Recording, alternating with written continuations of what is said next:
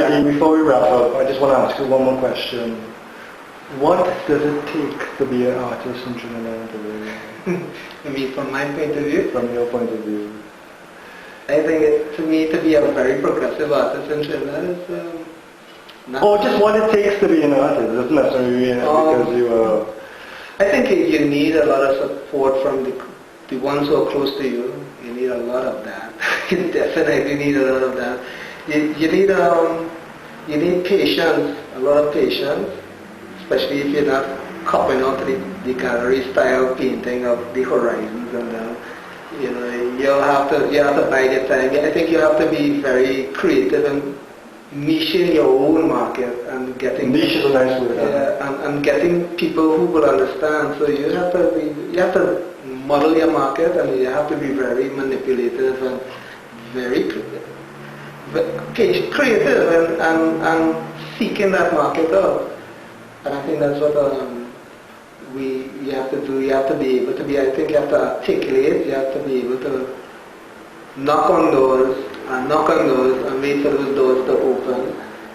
And I think after a while, some doors do open and some doors will remain shut. But I think somebody always told me once that you have to have a 3-prong attack. It's not a 1-prong attack. And in Trinidad, have a 10-prong attack. 10-prong? 10. Well, the fork, 3-prong attack. Right. So in Trinidad, you have like 10. So you have, and out of these 10, you'll get hopefully 1 or 2 people to respond, and hopefully 2 influential people will it'll be like a domino effect. Yeah, and I think that's why I wanted to do the whole UV thing, because UV it's there, it's in the open, and people will see, and hopefully at the end of the day it will take. Because the surprising thing with the sculptural playground, when we went to the schools and we sent out the memos to the parents, a mother called me and she started to lambast me about why you are my child calling me and harassing me to sign this piece of paper when they're supposed to be studying their books. But I was telling her that the rights, the UN Charter, one of the rules of the rights is the child to play. And if you come to the meeting, you'll hear more about what we want to do. And she just hung up the phone. So this mother who has a child going to school has no understanding that play is an important part of her child's life. Dean, as you notice now, Trinidad and Tobago is in a very unusual state. Can artists do something to kind of bring some form of enlightenment, or to kind of break the cycle of what's the best way to use it? I don't know, lack of hope? Yeah, I think one example of that is there was this murder that happened in Crep several years ago, and this guy walked from the bar where they sell the doubles. He walked 2 miles home and 2 miles back, picked up his cutlass at home, walked 2 miles back and chopped the guy up. And what was interesting with me, we were talking one day with a friend, and there was no chill out space for him. I mean, in 2 miles, he couldn't find a space. 4 miles away. Yeah, 4 miles, and he couldn't find a space to sit down and cool out and chill or calm down. The space around him was that garish enough for him to keep his anger in.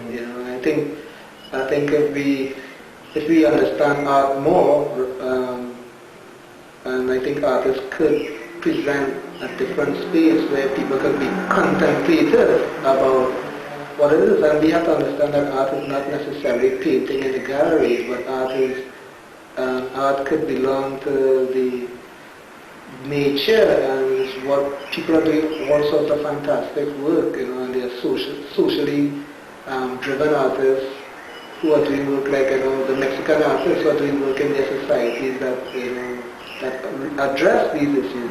And I think we could do it in our plazas, in the Brian Lara Promenade. I think that it can be more contemplative and reflective. Well, actually bringing up the Brian Lara Promenade, Darren and myself, the bookman, we thought that there should be a memorial for the amount of people, say, from the year 2000 who are being killed, good, indifferent, it doesn't really matter. Because the crime is something that we are not familiar with. This is something totally foreign for us. And she wanted to use the Brian Lara Promenade to actually have photographs of every individual that was killed. And to build, who knows, you could probably do it because you build a structure where the plates could be in, and then you have like holders for candles, so people could come and put a candle. Memorialize, and we have to memorialize. And that's the thing about memory, I think artists have been doing memorial work, and the idea of memory and all that dialogue have been going on, and artists have been doing it. In Cape Town, what they have been doing is artists are doing museums, public museums, where they're taking museums out of the institution and doing very interesting things of it as you drive. And because of the townships, and people of the townships to the cities are different, people don't reach these spaces. And so they have found, so artists, we need to think outside the box to bring the work and change the spaces. What about? Well, that's it. But I think, there are things that there's so much work to be done in a creative way. And I think the idea of the canvas is fine and cool, but I think there's the canvas now as artists in what we are going on. 300 or something murders. The whole issue of the schools and the education, there's so much art to be done and work to be done by artists that could change society and help society. I don't think we will change it now, but I think we can help it along. One of the best examples was this child who was she was anxious to show her father her work, and I said, no, but what you should do is go, just be very brave and articulate about your work now, and I think he will respond in kind. And she came back and she just ran to me next day, gave me one big hug, and I said, hey. Because in a sense she confirmed that this was something that she wanted to do. Yeah, and she was proud of it. Being proud. And what I realized from that, my lesson from that was that art gives you a confidence.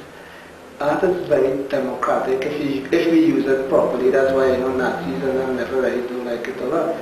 It gives you the idea that if you see art and public art around in different ways, it shows that this is no different to that.